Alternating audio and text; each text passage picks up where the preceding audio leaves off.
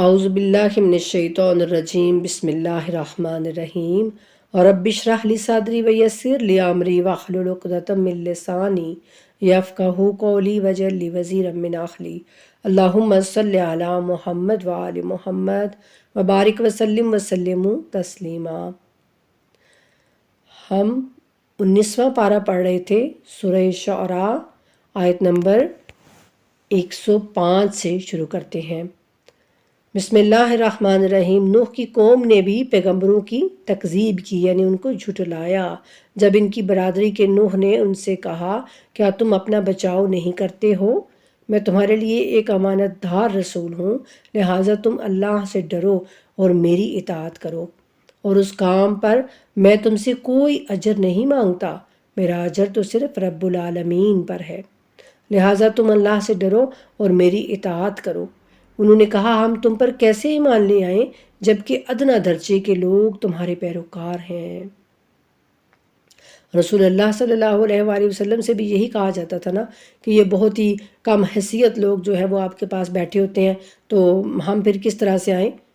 جو سردار تھے نا، تھوڑا کھاتے پیتے لوگ تھے، وہ اس طرح کی باتیں کرتے، تو اللہ نے کہا نہیں، یہ کم حیثیت جو لوگ ہیں نا، ان کا ایمان بہت اعلیٰ ہے، یہ ایمان میں بہت اونچے جو ہے وہ درجے پر قائم ہے، تو آپ ان کو اپنے پاس سے مت اٹھائیے۔ تو یہی جو بات ہے وہ جناب نوح علیہ السلام سے بھی کی جا رہی ہے۔ انہوں نے کہا کہ ہم تم پر کیسے ایمان لائیں جبکہ اتنا درجے کے لوگ تمہارے پیروکار ہیں۔ نوح نے کہا مجھے علم نہیں وہ کیا کرتے رہے ہیں، ان کا حساب تو صرف میرے رب کے ذمے ہے، کاش تم اسے سمجھتے، اور میں مومنوں کو دتکار نہیں سکتا، یعنی میں ان کو اپنے پاس سے کیسے کہوں کہ تم چلے جاؤ، میں تو صرف صاف اور صریح انداز میں تنبیہ کرنے والا ہوں۔ ان لوگوں نے کہا اے نوح اگر تم باز نہ آئے تو تمہیں ضرور سنگسار کر دیا جائے گا۔ نوح نے کہا اے میرے رب، بے شک میری قوم نے میری تکذیب کی ہے، پس تو ہی میرے اور ان کے درمیان حتمی فیصلہ فرما، اور مجھے اور میرے ساتھ مومنین ہیں ان کو نجات دے۔ چنانچہ ہم نے انہیں اور جو ان کے ہمراہ بڑی کشتی میں سوار تھے سب کو بچا لیا، اس کے بعد ہم نے باقی سب کو غرق کر دیا۔ یقیناً اس میں بھی ایک نشانی ہے، لیکن ان میں سے اکثر ایمان نہیں لاتے، اور یقیناً آپ کا رب ہی بڑا غالب آنے والا اور رحم کرنے والا ہے۔ قوم عاد نے پیغمبروں کی تکذیب کی، انہوں نے بھی یعنی پیغمبروں کو جھٹلا دیا، جب ان کی برادری کے ہود نے ان سے کہا کیا تم اپنا بچاؤ نہیں کرتے؟ میں تمہارے لیے ایک امانت دار رسول ہوں، لہٰذا اللہ سے ڈرو اور میری اطاعت کرو، اور اس کام پر میں تم سے اجر نہیں مانگتا، میرا اجر تو صرف رب العالمین پر ہے۔ کیا تم ہر اونچی جگہ پر ایک بے سود یادگار بناتے ہو، اور تم بڑے محلات بناتے ہو، گیا تم نے ہمیشہ رہنا ہے؟ وہ پہاڑوں کو توڑ توڑ کے نا، تو بڑی محنت سے اور بڑی تکلیفیں برداشت کر کے تو وہ بڑے بڑے اس میں یعنی خوبصورت گھر سے بنایا کرتے تھے، پہاڑوں کے کاٹ کاٹ کر۔ تو جناب کہتے ہیں کہ تم جو ہے اتنے محلات اس لیے بناتے ہو کہ گویا تم نے ہمیشہ ہی یہاں پر رہنا ہے، اور جب تم کسی پر حملہ کرتے ہو تو نہایت جابرانہ انداز میں حملہ آور ہوتے ہو، بس اللہ سے ڈرو اور میری اطاعت کرو، نیز اس سے ڈرو جس نے ان چیزوں سے تمہاری مدد کی جن کا تمہیں بخوبی علم ہے، اس نے تمہیں جانوروں اور اولاد سے نوازا، نیز باغات اور چشموں سے مالا مال کر دیا، بلا شبہ مجھے تمہارے بارے میں ایک بڑے دن کے عذاب کا خوف ہے۔ انہوں نے کہا تم نصیحت کرو یا نہ کرو، ہمارے لیے برابر ہے، یکساں ہے ہمارے لیے، یہ تو بس پرانے لوگوں کی عادات ہیں، اور ہمیں عذاب نہیں دیا جائے گا۔ استغفر اللہ، استغفر اللہ۔ اب ذرا ہم اپنے بارے میں سوچیں، آج ہمارے اندر بھی یہ بات جو ہے نا وہ رچ بس گئی ہے کہ ہمیں تو کچھ بھی نہیں ہونے والا، ہم تو بخشے بخشائے ہیں، ہم تو اللہ کے محبوب کی امت ہیں، ہمیں کون عذاب دے گا، یعنی استغفر اللہ، ہم پر کیسے عذاب آ سکتا ہے؟ تو اللہ وہ کہتے ہیں کہ یہ تو پرانے لوگوں کی عادات ہے اور ہمیں عذاب نہیں دیا جائے گا۔ اس طرح انہوں نے ہود کو جھٹلایا تو ہم نے انہیں ہلاکت میں ڈال دیا۔ یقیناً اس میں بھی ایک نشانی ہے، لیکن ان میں سے اکثر لوگ ایمان لانے والے نہ تھے۔ اور بے شک آپ کا رب ہی بڑا غالب آنے والا اور بڑا ہی رحم کرنے والا ہے۔ قوم سمود نے بھی رسولوں کو جھٹلایا جب ان کی برادری کے صالح نے ان سے کہا کیا تم اپنا بچاؤ نہیں کرتے؟ میں تمہارے لیے ایک امانت دار رسول ہوں، پس اللہ سے ڈرو اور میری اطاعت کرو، اور اس بات پر میں تم سے کوئی اجر نہیں مانگتا، میرا اجر تو صرف رب العالمین پر ہے۔ اور کیا تم لوگ یہاں پر موجود چیزوں نعمتوں میں یعنی یوں ہی بے فکر چھوڑ دیے جاؤ گے؟ باغوں اور چشموں میں اور کھیتوں اور کھجوروں میں جن کے نرم خوشے ہیں، اور تم پہاڑوں کو بڑی مہارت سے تراش کر گھر بناتے ہو۔ پس اللہ سے ڈرو اور میری اطاعت کرو، اور حد سے تجاوز کرنے والوں کے حکم کی اطاعت نہ کرو جو زمین میں فساد پھیلاتے ہیں اور اصلاح نہیں کرتے۔ لوگوں نے کہا تم بلا شک سحر زدہ آدمی ہو، یعنی ہر نبی کو استغفر اللہ لوگ یہی کہتے رہے کہ تم پر کوئی جادو ہو گیا ہے اور تم ہم جیسے بشر کے سوا اور کچھ نہیں ہو، بس اگر تم سچے ہو تو کوئی نشانی معجزہ پیش کرو۔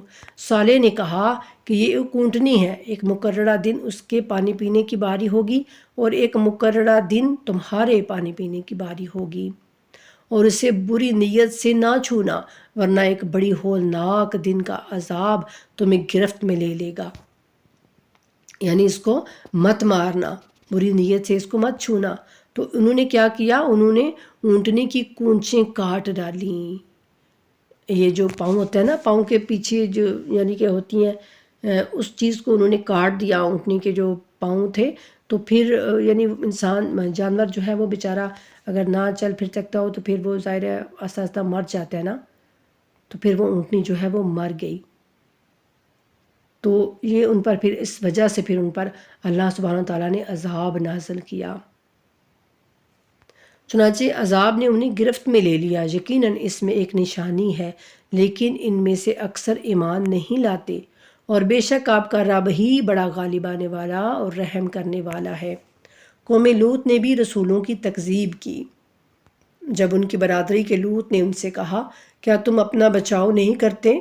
میں تمہارے لیے ایک امانت دار رسول ہوں، پس اللہ سے ڈرو اور میری اطاعت کرو، اور میں اس کام پر تم سے کوئی اجر نہیں مانگتا، میرا اجر تو بس رب العالمین پر ہے۔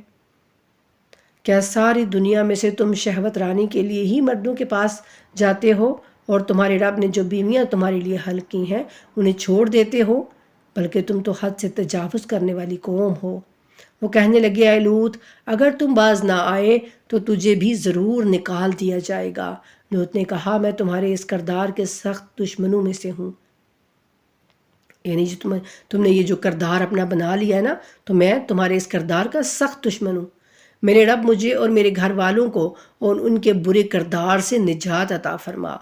چنانچہ ہم نے انہیں اور ان کے تمام اہل خانہ کو نجات دی، سوائے ایک بڑھیا کے جو پیچھے رہنے والوں میں رہ گئی، جناب لوط علیہ السلام کی بیوی، جو کہ اللہ کہتے ہیں کہ وہ پیچھے رہنے والوں میں سے، یعنی اس پر عذاب آ گیا۔ وہ رسول کی بیوی تھی، لیکن جو رشتہ داری تھی، جو اس کی نسبت تھی رسول سے، وہ اس کے کسی کام نہیں آئی۔ تو اس لیے انسان کا ایمان، انسان کا عمل جو ہے نا، وہ اس کے کام آنے والا ہے۔ ہمارا ایمان ٹھیک ہونا چاہیے، ہمارا عمل بخیر ہونا چاہیے، تو پھر آخرت ہمارے لیے ہے۔ اللہ یہ ساری باتیں بتا کے ہمیں سمجھاتے ہیں کہ دیکھو رشتہ داریاں اور یہ نسبتیں یہ کسی کام کی نہیں ہیں۔ سب سے پہلے تم نے خود ایمان لے کے آنا ہے، نیک عمل کرنے ہیں، صالح عمل کرنے ہیں، پھر اللہ کہتے ہیں پھر ہم نے باقی سب کو تباہ کر کے رکھ دیا، اور ان پر ہم نے بارش برسائی، پس تنبیہ شدہ لوگوں پر یہ بہت بری بارش تھی۔ یقیناً اس میں ایک نشانی ہے، لیکن ان میں سے اکثر لوگ ایمان لانے والے نہیں، اور یقیناً آپ کا رب ہی بڑا غالب آنے والا اور بڑا رحم کرنے والا ہے۔ اور اکا والوں نے بھی رسولوں کی تکذیب کی جب شعیب نے ان سے کہا کیا تم اپنا بچاؤ نہیں کرتے؟ میں تمہارے لیے ایک امانت دار رسول ہوں، پس اللہ سے ڈرو اور میری اطاعت کرو، اور اس کام پر میں تم سے کوئی اجر بھی نہیں مانگتا، میرا اجر تو صرف رب العالمین پر ہے۔ تم پیمانہ پورا بھرو اور نقصان پہنچانے والوں میں سے نہ ہونا۔ یعنی وہ ناپ تول میں کمی کیا کرتے تھے۔ استغفر اللہ۔ اور آج ہمارے ملک میں دیکھیے، پاکستان میں دیکھیے، جو بھی یہ ٹھیلے والے ہیں نا، وہ یہ استغفر اللہ، مجھے معاف کیجئے گا، میں سب کو نہیں کہہ رہی ہوں، لیکن جو اس میں ملوث ہیں، جو دن دہاڑے یہ کام کرتے ہیں، وہ ایک تو کم تولتے بھی ہیں، پیسے بھی لوگوں کو کم دے دیتے ہیں۔ یہ ہمارے ساتھ خود بھی ہوا ہے کئی دفعہ۔ اور بعض اوقات وہ ایسا کرتے ہیں کہ گندی مندی چیزیں شاپروں میں ڈال کے علیحدہ سے رکھ لیتے ہیں، اور گاہکوں کو پھر کہتے ہیں کہ ہم نے آپ کو صاف چیز جی، آپ خود ڈالیں، اور وہ شاپر چینج کر لیتے ہیں، اور گندا مندہ شاپر جو ہے وہ اس کو پکڑا دیتے ہیں گاہک کو، اور خود صاف جو مال ہوتا ہے وہ اپنے پاس ہی رکھتے ہیں، اور اس سے پیسے بھی لے لیتے ہیں۔ تو پھر سوچئے کہ ہمارا کیا حال ہونا ہے۔ یہاں تو اللہ ہمیں بچا رہے ہیں، اللہ کہتے ہیں ایک مدت معین ہے تمہارے لیے، تو اس جو مہلت اللہ نے دی ہے، اللہ کرے کہ ہم سب اس میں سنبھل جائیں۔ رزق جو ہے وہ اللہ نے اپنے ذمے لیا ہوا ہے۔ اللہ کہتے ہیں میں رزق تم کو دوں گا، تم کیا کرو، تم میری عبادت کرو، تم میری بات مانو۔ رزق ذمہ جو ہے وہ اللہ سبحانہ تعالیٰ نے خود اپنے ذمے لیا ہے۔ تو پھر کیوں لوگ اس طرح سے کرتے ہیں؟ استغفر اللہ۔ وہ بھی چوریاں کیا کرتے تھے، اور آج آپ دیکھیے کہ گھروں کے باہر سے پائپ غائب ہو رہے ہیں، گھروں کے باہر سے چھوٹی چھوٹی جالیاں غائب ہو رہی ہیں۔ یعنی ہمارا ایمان اتنا چھوٹا ہو گیا ہے کہ ذرا سی چیز پر ہم اپنا ایمان جو ہے وہ کھو بیٹھتے ہیں، اپنا ایمان بیچ ڈالتے ہیں۔ یہ چھوٹی چھوٹی چیزوں کے لیے، چند سکوں کے لیے اتنا کمزور ہو گیا ہمارا ایمان۔ اسی لیے تو آج مسلمان جو ہیں وہ ذلیل ہو رہے ہیں، ورنہ مسلمان تو ایک اونچا درجہ رکھنے والی قوم ہونا چاہیے تھا مسلمانوں کو، لیکن آج اتنی پستی میں چلے گئے ہیں ہم، اور ہمارے اپنے اعمال کی وجہ سے۔ اللہ تو ظلم نہیں کرتا، اللہ تو ظالم نہیں ہے، ہمارے اپنے اعمال ہیں۔ تو وہ جناب شعیب علیہ السلام کی قوم بھی یہی کیا کرتی تھی، وہ ناپ تول میں کمی کیا کرتے تھے اور راہزنی کیا کرتے تھے، ڈاکے ڈالتے تھے، آنے جانے والوں کو لوٹتے تھے۔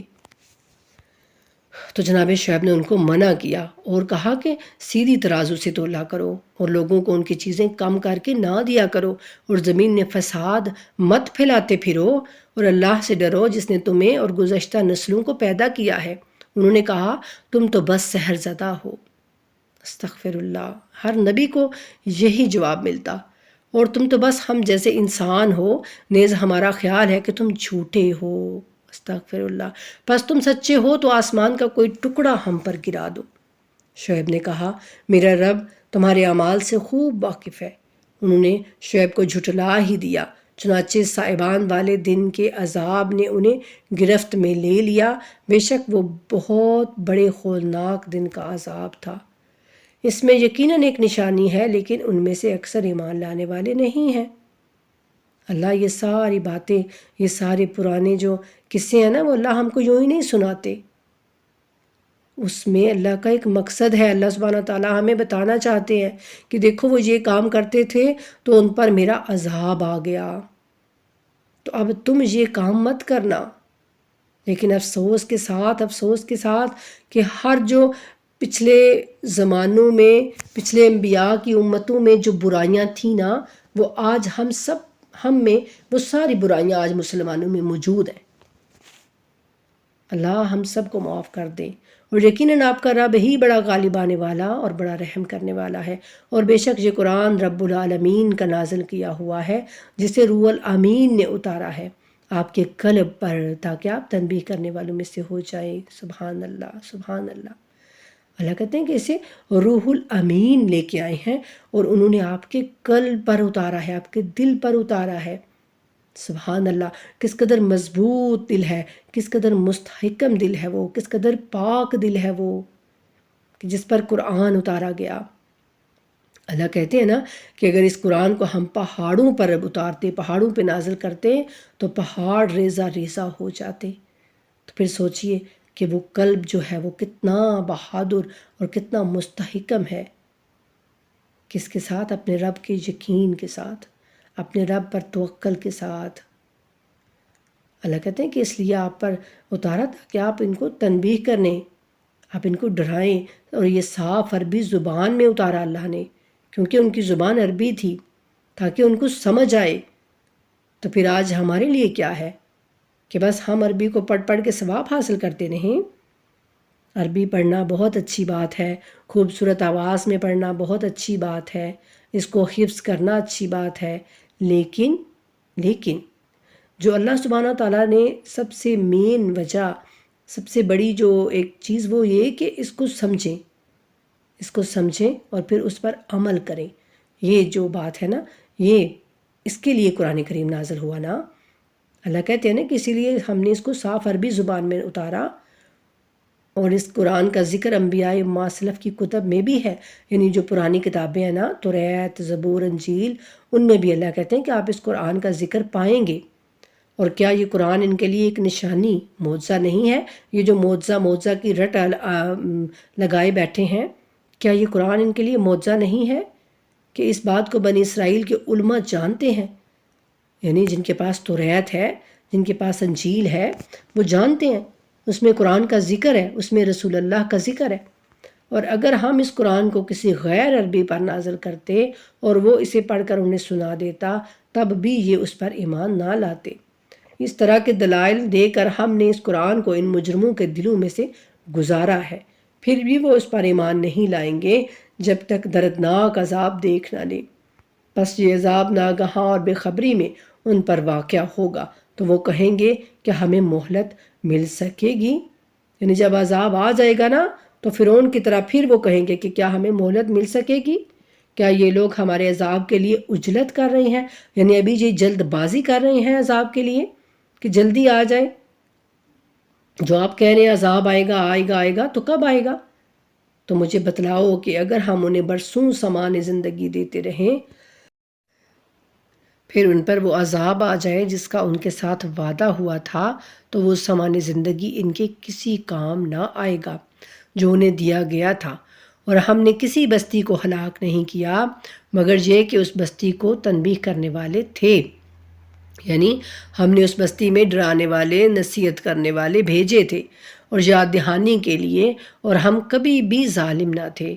اور اس قرآن کو شیاطین نے نہیں اتارا، سبحان اللہ، اللہ کہتے ہیں کسی شیطان نے نہیں اس کو اتارا، بلکہ اللہ سبحانہ تعالیٰ نے اتارا ہے، اور نہ یہ کام ان سے کوئی مناسبت رکھتا ہے اور نہ ہی وہ اس کی استطاعت رکھتے ہیں۔ وہ تو یقیناً وحی کے سننے سے بھی دور رکھے گئے ہیں، شیاطین وحی کو نہیں سن سکتے۔ پس آپ اللہ کے ساتھ کسی اور معبود کو نہ پکاریں، ورنہ آپ بھی عذاب پانے والوں میں شامل ہو جائیں گے۔ اور اپنے قریب ترین رشتہ داروں کو تنبیہ کیجیے، اور مومنین میں سے جو آپ کی پیروی کریں ان کے ساتھ تواضع سے پیش آئیں۔ اگر وہ آپ کی نافرمانی کریں تو ان سے کہہ دیجئے کہ میں تمہارے کردار سے بیزار ہوں، اور بڑے غالب آنے والے مہربان پر بھروسہ رکھیں جو آپ کو اس وقت دیکھ رہا ہوتا ہے جب آپ نماز کے لیے اٹھتے ہیں، اور سجدہ کرنے والوں میں آپ کی نشست برخاست کو بھی، اور وہ یقیناً بڑا سننے والا اور جاننے والا ہے۔ کیا میں تمہیں خبر دوں کہ شیاطین کس پر اترتے ہیں؟ ہر جھوٹے بدکار پر اترتے ہیں، یعنی جو جھوٹے لوگ ہوتے ہیں اور جو بدکاریاں کرتے ہیں ان پر شیطان اترتے ہیں۔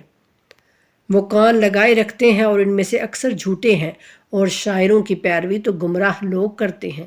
کیا آپ نہیں دیکھتے کہ یہ لوگ ہر وادی میں بھٹکتے پھرتے ہیں، اور جو کہتے ہیں اسے کرتے نہیں، سوائے ان لوگوں کے جو ایمان لائے اور نیک عمل بجا لائے اور کثرت سے اللہ کو یاد کریں اور مظلوم واقع ہونے کے بعد انتقام لیں۔ اور ظالموں کو عنقریب معلوم ہو جائے گا کہ وہ کس انجام کو پلٹ کر جائیں گے۔ الحمدللہ، پارہ سورہ شعراء مکمل ہوا ہے، اور آگے ہے سورہ نمل، یہ بھی مکی سورہ ہے۔ بنام خدائے رحمان و رحیم، طاسین۔ یہ قرآن اور کتاب مبین کی آیات ہیں۔ مومنین کے لیے ہدایت اور بشارت ہیں۔ سبحان اللہ۔ مبین کہتے ہیں کھلی ہوئی چیز، واضح کر دینے والی چیز۔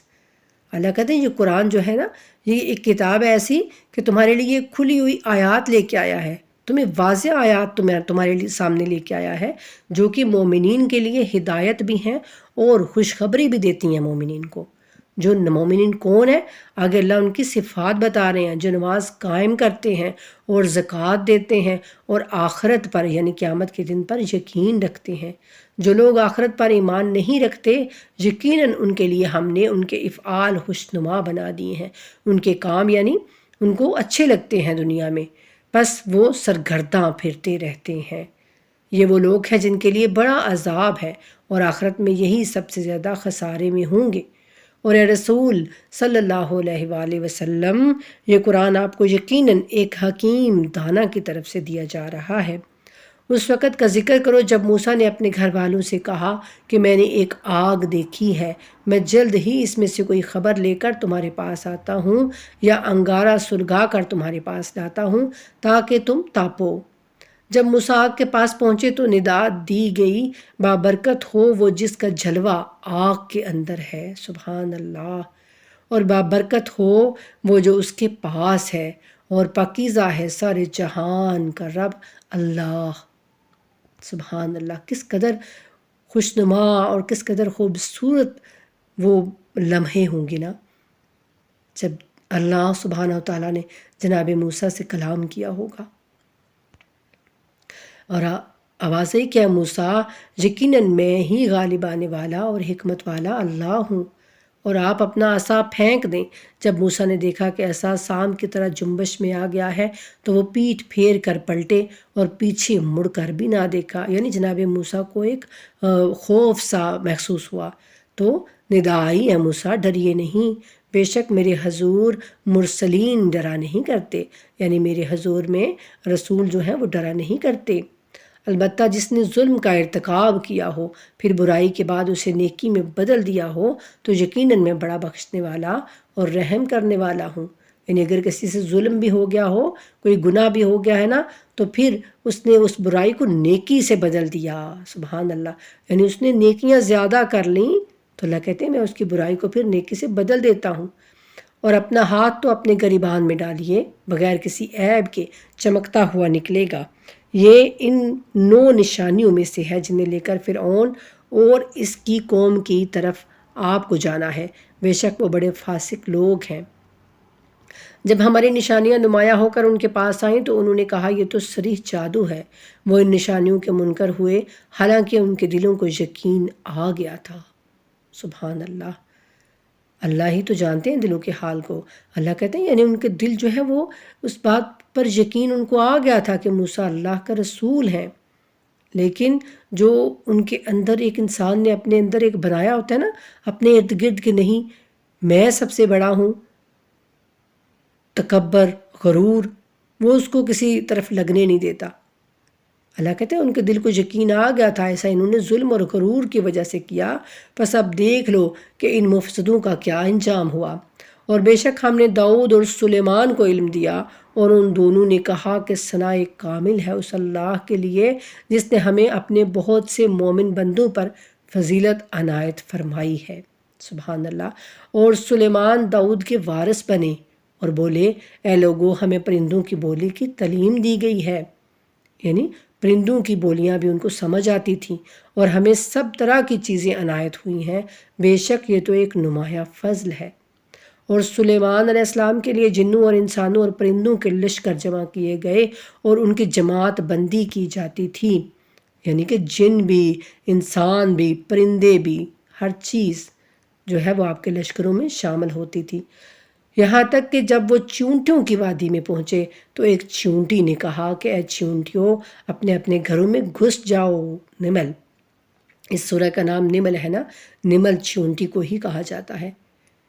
تو اپنے اپنے گھروں میں گھس جاؤ، کہیں سلیمان اور ان کا لشکر تمہیں کچل نہ ڈالے اور انہیں پتہ بھی نہ چلے۔ یعنی چونٹی جو ہے وہ اپنے ساری چونٹیوں سے کہہ رہی تھی، اپنے ساتھیوں سے۔ اس کی باتیں سن کر جناب سلیمان علیہ السلام ہنستے ہوئے مسکرائے اور کہنے لگے کہ میرے رب مجھے توفیق دے کہ میں تیری نعمتوں کا شکر بجا لاؤں۔ سبحان اللہ۔ جب جناب سلیمان علیہ السلام نے ان کی اس بات کو سن لیا نا تو انہیں اپنے رب کا وہ کرم یاد آ گیا کہ یہ تو میرے رب کا ہی کرم ہے نا کہ میں جانوروں کی یہ بولیاں سمجھ سکتا ہوں، مجھے سمجھ آئی ہے۔ تو انہوں نے کہا کہ اللہ مجھے توفیق دے کہ میں تیری نعمتوں کا شکر بجا لاؤں جس سے تو نے مجھے اور میرے والدین کو نوازا ہے، اور یہ کہ میں ایسا صالح عمل انجام دوں جو تجھے پسند آئے، اور اپنی رحمت سے مجھے اپنے صالح بندوں میں داخل فرما۔ سلیمان علیہ السلام نے پرندوں کا معائنہ کیا تو کہا، کیا بات ہے کہ مجھے خود نظر نہیں آ رہا، کیا وہ غائب ہو گیا ہے؟ میں اسے ضرور سخت ترین سزا دوں گا یا میں اسے ذبح کر دوں گا، مگر یہ کہ میرے پاس کوئی واضح عذر پیش کرے۔ خود غائب تھا آپ کے لشکر میں سے، تو آپ نے اس کے بارے میں پوچھا۔ زیادہ دیر نہیں گزری تھی کہ اس نے حاضر ہو کر کہا، مجھے اس چیز کا علم ہوا ہے جو آپ کو معلوم نہیں، اور ملک سبا سے آپ کے لیے ایک یقینی خبر لے کر آیا ہوں۔ میں نے ایک عورت دیکھی جو ان پر حکمران ہے، اور اسے ہر قسم کی چیزیں دی گئی ہیں، اور اس کا عظیم الشان تخت ہے۔ میں نے دیکھا کہ وہ اور اس کی قوم اللہ کو چھوڑ کر سورج کو سجدہ کرتے ہیں، اور شیطان نے ان کے اعمال ان کے لیے خوشنما بنا رکھے ہیں، اور اس طرح ان کے لیے راہ خدا کو مسدود کر دیا ہے۔ بس وہ ہدایت نہیں پاتے۔ کیا وہ اللہ کے لیے سجدہ نہیں کرتے جو آسمانوں اور زمین کی پوشیدہ چیزیں نکالتا ہے، اور وہ تمہارے پوشیدہ اور ظاہری اعمال کو جانتا ہے؟ اللہ کے سوا کوئی معبود نہیں، وہی عرش عظیم کا رب ہے۔ سلیمان علیہ السلام نے کہا کہ ہم ابھی دیکھ لیتے ہیں کہ کیا تو سچ کہا ہے تو نے یا تو جھوٹوں میں سے ہے۔ میرا یہ خط لے جا اور اسے ان لوگوں کے پاس ڈال دے، پھر ان سے ہٹ جا اور دیکھ کہ وہ کیا جواب دیتے ہیں۔ ملکہ نے کہا، اے دربار والو، میری طرف ایک محترم خط ڈالا گیا ہے، یہ سلیمان کی جانب سے ہے، اور وہ یہ ہے، خدائے رحمان و رحیم کے نام سے، یعنی اس کے اوپر سب سے پہلے بسم اللہ الرحمن الرحیم لکھا ہوا تھا۔ تم میرے مقابلے میں بڑائی مت کرو اور فرما بردار ہو کر میرے پاس چلی آؤ۔ ملکہ نے کہا، اے اہل دربار، میرے اس معاملے میں مجھے رائے دو کہ میں تمہاری غیر موجودگی میں کسی معاملے کا فیصلہ نہیں کیا کرتی۔ انہوں نے کہا کہ ہم طاقتور اور شدید جنگجو ہیں، تاہم فیصلہ آپ کے ہاتھ میں ہے، آپ دیکھ لیں کہ آپ کو کیا حکم کرنا چاہیے۔ ملکہ نے کہا، بادشاہ جب کسی بستی میں داخل ہوتے ہیں تو اسے تباہ کرتے ہیں اور اس کی عزت داروں کو ذلیل کرتے ہیں، اور یہ لوگ بھی اسی طرح کریں گے، اور میں ان کی طرف ایک ہدیہ بھیج دیتی ہوں اور دیکھتی ہوں کہ ایلچی کیا جواب لے کر واپس آتے ہیں۔ پس جب وہ سلیمان علیہ السلام کے پاس پہنچا تو انہوں نے کہا، کیا تم مال سے میری مدد کرنا چاہتے ہو؟ جو کچھ اللہ نے مجھے دے رکھا ہے وہ اس سے بہتر ہے جو اس نے تمہیں دے رکھا ہے، جبکہ تمہیں اپنے ہدیے پر بڑا ناز ہے۔ یعنی وہ ہدیہ دیکھ کر جناب سلیمان علیہ السلام نے اس ملکہ بلقیس کے ایلچی سے یہ کہا، اور اے ایلچی، تو انہی کی طرف واپس پلٹ جا، ہم ان کے پاس ایسے لشکر لے کر ضرور آئیں گے جن کا وہ مقابلہ نہیں کر سکیں گی، اور ہم انہیں وہاں سے ذلت کے ساتھ ضرور نکال دیں گے، اور وہ خوار بھی ہوں گے۔ سلیمان علیہ السلام نے کہا کہ اہل دربار، تم میں سے کون ہے جو ملکہ کا تخت میرے پاس لے آئے قبل اس کے کہ وہ فرما بردار ہو کر میرے پاس آئیں؟ اب یہاں پر جناب سلیمان علیہ السلام کہتے ہیں کہ ملکہ کا تخت یعنی مجھے بہت جلدی چاہیے۔ تو جنوں میں سے ایک عیار نے کہا، میں اسے آپ کے پاس حاضر کر دیتا ہوں قبل اس کے کہ آپ اپنی جگہ سے اٹھیں، یعنی اتنی جلدی میں آپ کو لا کے دے دیتا ہوں، اور میں یہ کام انجام دینے کی طاقت رکھتا ہوں، امین بھی ہوں۔ جس کے پاس کتاب میں سے کچھ علم تھا وہ کہنے لگا، سبحان اللہ، علم دیکھیے کیا چیز ہے نا، علم اس لیے تو کہا گیا کہ علم حاصل کرو، اپنی آخری سانسوں تک علم حاصل کرو۔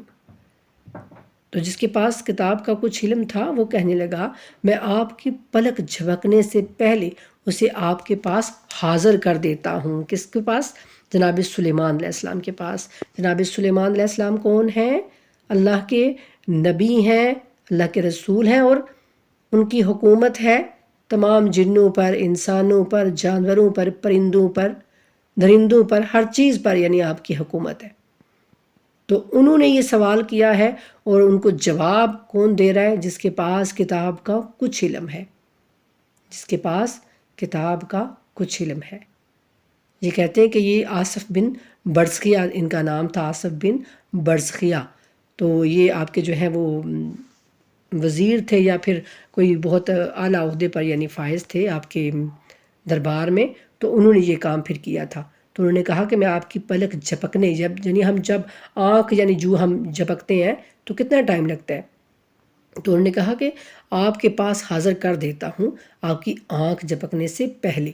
جب سلیمان علیہ السلام نے تخت کو اپنے پاس نصب شدہ دیکھا، یعنی اسی وقت جب انہوں نے ظاہرہ بات کی ہوگی تو ساتھ ہی وہ تخت آ بھی گیا ہوگا نا، پلک جھپکنے سے پہلے تو اتنا ہی ٹائم بنتا ہے۔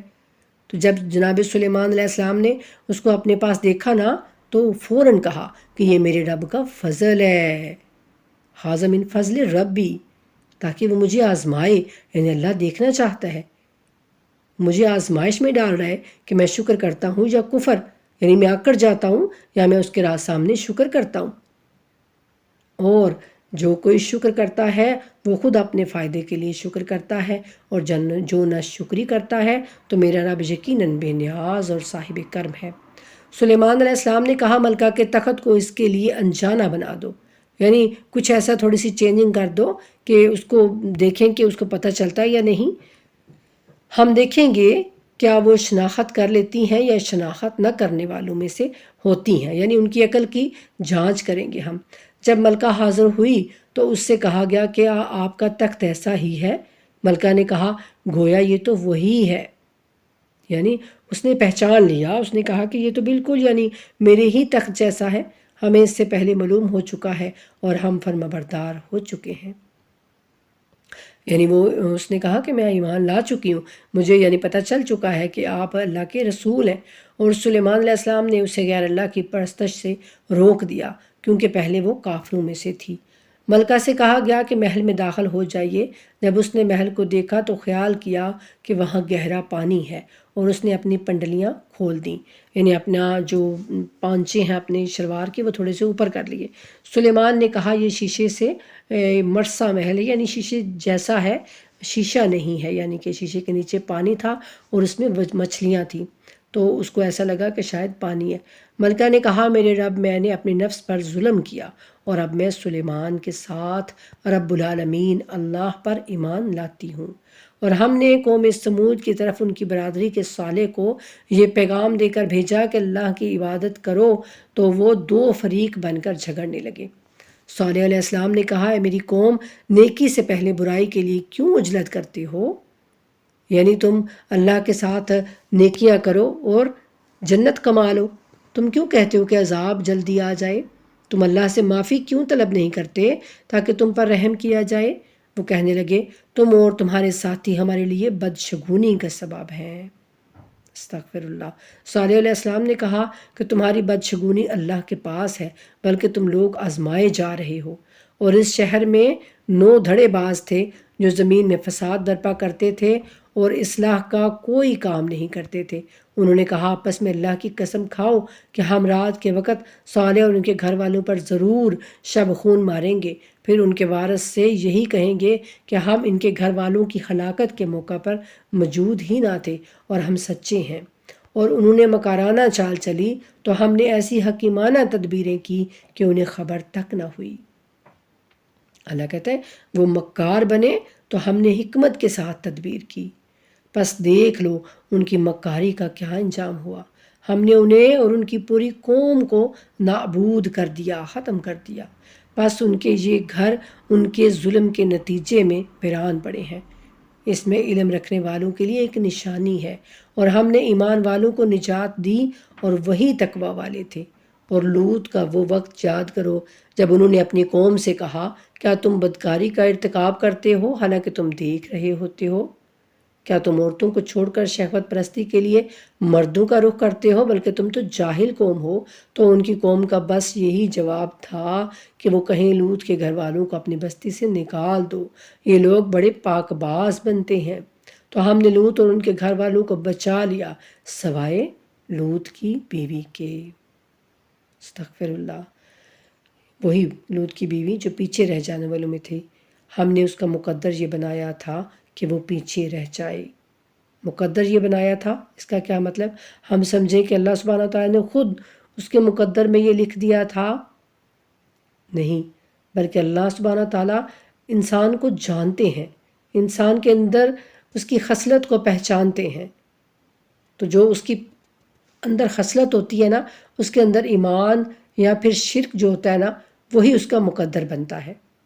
تو چونکہ اس کے اندر بھی ایمان نہیں تھا تو اللہ نے اس کو جو ہے وہ عذاب والوں میں لکھ دیا، اور ہم نے ان پر ایک بارش برسائی جو ان کے لیے بہت ہی بری بارش تھی، جنہیں تنبیہ کی گئی تھی۔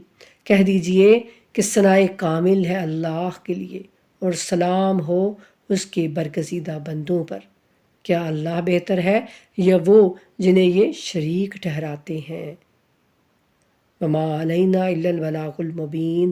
اللہم صلی علی محمد وآل محمد وعجل فرجہم وفرجنا بہم برحمتک یا ارحم الراحمین۔ الحمدللہ، ہمارا 19واں پارہ مکمل ہوا۔ اللہ سبحانہ تعالی ہم سب کو ان آیات میں غور و فکر کرنے کی، ان آیات میں تدبر کرنے کی توفیق عطا فرمائے، اور پھر جو ان سے نصیحت حاصل ہو جائے تو ہم اس نصیحت پر عمل پیرا ہو سکیں۔ آمین یا الہی آمین۔